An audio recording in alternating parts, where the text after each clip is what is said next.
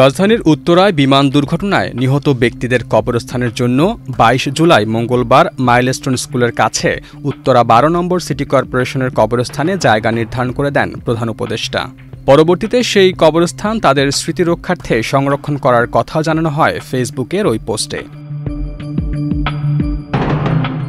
Milestone স্কুলে বিমান বিধ্বস্তের ঘটনায় এখন পর্যন্ত যারা নিহত হয়েছেন তাদের কাউকেই এখানে দাফন করতে সম্মত হয়নি তাদের পরিবার। একমাত্র স্মার্ট সিটি বসুন্ধরা, আধুনিকতায় এক ধাপ এগিয়ে। আইনি প্রক্রিয়া শেষ করে যাদের পরিচয় শনাক্ত করা হয়েছে তাদের পরিবারের কাছে হস্তান্তর করা হয় মরদেহগুলো। নিজ সন্তান ও স্বজনের মরদেহ বুঝে পাবার পর সঙ্গে সঙ্গেই গ্রামের বাড়িতে চলে যান সবাই। উত্তরা ১২ নম্বর কবরস্থানে গিয়ে সরজমিনে দেখা যায় পুরনো কবরগুলোতে নতুন মাটি পড়েনি, সেখানে ঝোপঝাড়ে ভরা। সরকারি নির্দেশনা ছিল বিমান দুর্ঘটনায় নিহতদের কবর দেয়া হবে এখানে।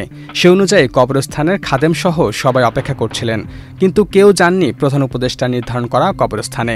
লোকজন প্রস্তুত থাকলেও খোঁড়া হয়নি একটি কবরও।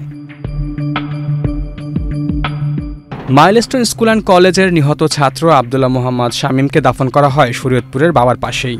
বাবা ছেলে শুয়ে আছেন পাশাপাশি। মাত্র ৭ মাস আগে মারা গিয়েছিলেন শামীমের বাবা।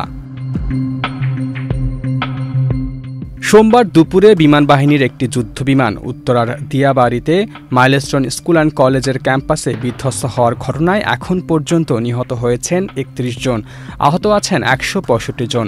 তাদের মধ্যে অনেকের অবস্থাই আশঙ্কাজনক বলে জানিয়েছেন চিকিৎসক। রুমান আকন, বাংলাদেশ প্রতিদিন।